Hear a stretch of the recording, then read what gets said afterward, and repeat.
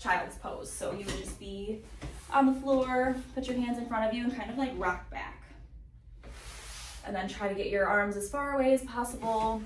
You can even spread your knees, hips to try to stretch more. Hi,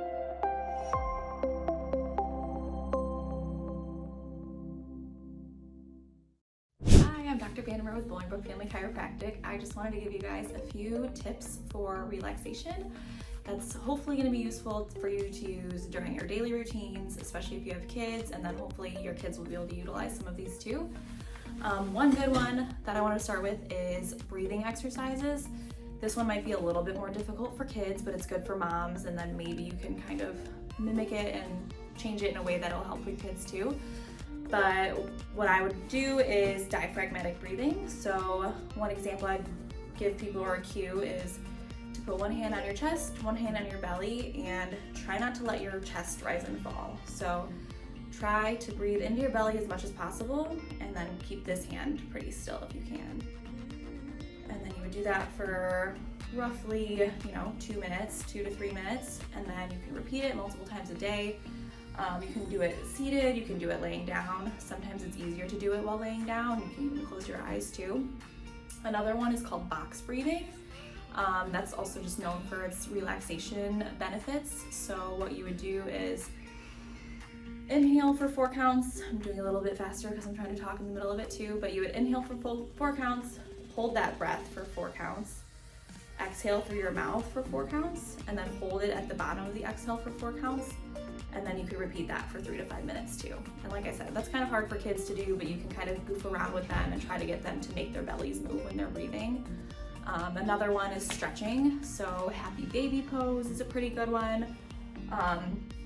Or that one's kind of hard for me to just show you right now while I'm at a table here, but you would hold your feet and you'd be laying on your back. That would be a fun one for kids especially, but another good one for kids and parents would be child's pose. So you would just be on the floor, put your hands in front of you and kind of like rock back.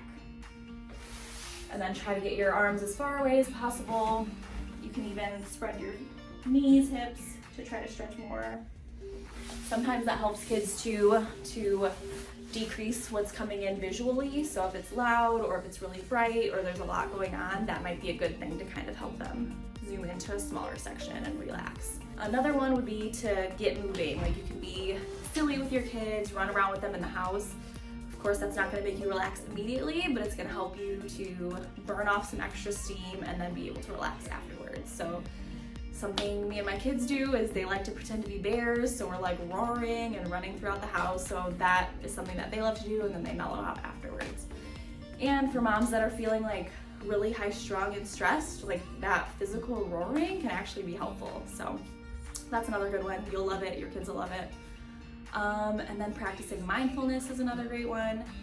Again, harder for kids, but I would just say, let's talk about like what we're doing in the current moment. So that's all mindfulness is trying not to think ahead of the next thing. Just think like, okay, I'm just sitting in a room, or I'm just brushing my teeth. Like really just focus on brushing your teeth. Just the simple like mundane task that you're doing instead of getting ahead of yourself and thinking about the next thing or stressing about something that happened already, or any of the daily stressors that we put on ourselves.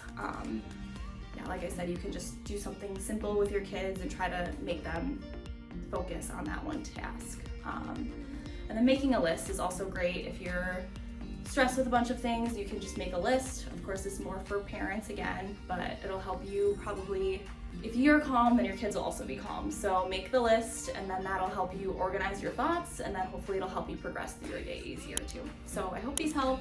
I hope they're easy enough and you can incorporate them in your daily life pretty simply.